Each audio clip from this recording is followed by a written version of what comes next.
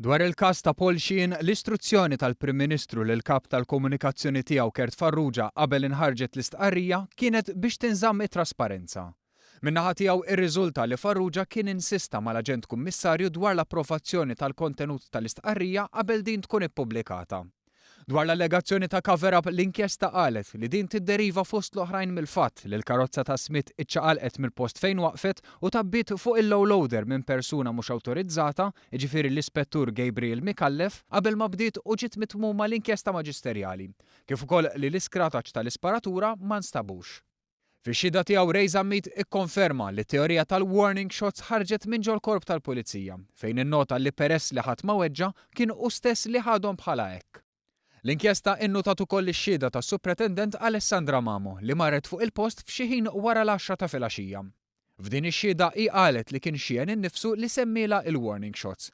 Fil-fatt ikkwotata tgħid, jiġifieri warning shots, il-kelma warning shots l-ewwel darba jidhirli li hemmhekk smajta mingħand ix-Sheehan.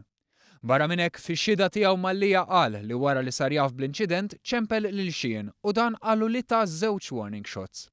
Il-Bord ta' inkjesta nnota li qabel il-pubblikazzjoni tal-istqarrija, il-kap tal-komunikazzjoni fl-Uffiċċju tal-Prim Ministru u l-uffiċjal tal-komunikazzjoni fil-Ministeru tal-Intern ma kinux marfa bil-fatt li l-vettura kienet milquta b'tiri, imma saru jafu wara.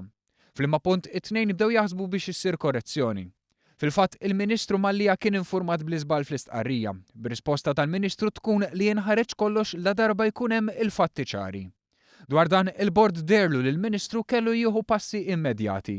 Innutaw però li dan ma kienx nuqqas gravi per se, iżda li bih il-qija kompli tisħon sew. Il-Bord irrakkomanda li awtoritajiet tal-Pulizija għandhom jaraw jekk huwiex il-każ li jirrevedu l-mod kif jintażlu pulizija li jservu bħala xufiera armati biex assiguraw ruhom li qabel ma jafdaw armi letali fidejn dawn il-Pulizija, dawn ikollhom il-kwalitajiet personali kollha neċessarji biex wieħed ikollu moħħu mistrieħ li jista' jafdalhom arma tan-nar.